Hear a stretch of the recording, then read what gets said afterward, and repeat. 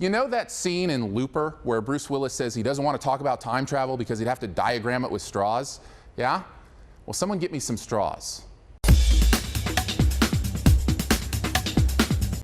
About Time is a British time-traveling rom-com about a young man who finds out it's in his ability to travel back in time on his own timeline to make changes in his life, and how he uses that to find true love. Ah, time travel, my old nemesis, we meet again. Look, it's hard to get time travel right. In fact, if you're any other movie than 12 Monkeys, my guess is you probably got it wrong. And About Time is no different. But before we go there, let's talk about what it did get right.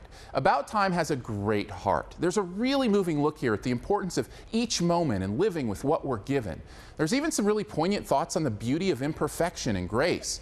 Some of this power is derived from the wonderful cast chemistry involved. You really get a sense that these characters deeply care for each other, and the fun they have together is really fun for us as well. Donald Gleason and Rachel McAdams are adorable together, and the father-son stuff between him and Bill Nighy is wonderfully moving and real. Speaking of Bill Nighy, I'm beginning to think he may be one of the top 5 actors working today. Every time I see him, I fall completely in love with his performances, and About Time is no different. He's funny, charming, sincere, and emotional, and easily the best thing about the film. And to be honest, it's a good thing that heart stuff works because the plot stuff doesn't.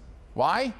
Time travel, of course. Look, I admire the movie for setting some interesting ground rules with the time travel and going high concept and everything, but under the rules he's given as to how he can travel in time, he would have never made many of the choices he makes in this movie. His use of his power is often not only unrealistic, it's completely impractical. And that's before we even get into the layer upon layer of paradoxical situations that time travel in this film would bring out.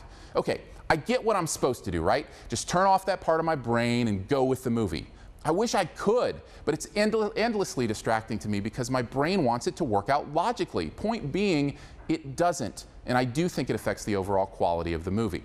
I also didn't like the amount of narration that was used as exposition, spelling things out that we could have figured out on our own. In the end, About Time is a heartfelt and beautiful look at what can happen when we embrace the living moments of our relationships. Even with the frustrating distraction of time travel paradoxes, another incredible performance by Bill Nighy brings it up to a B+. Thanks for checking out this Your Movie Friend review. If you'd like to see more, there are several ways you can do so. You can go to yourmoviefriend.com, where you can search by title for reviews, or follow the YMF Facebook page for other news and fun stuff I find interesting. Also, I'd love for you to subscribe on YouTube so you can see the new reviews as soon as they are released. All you got to do, hit that big gray subscribe button in the middle of your screen.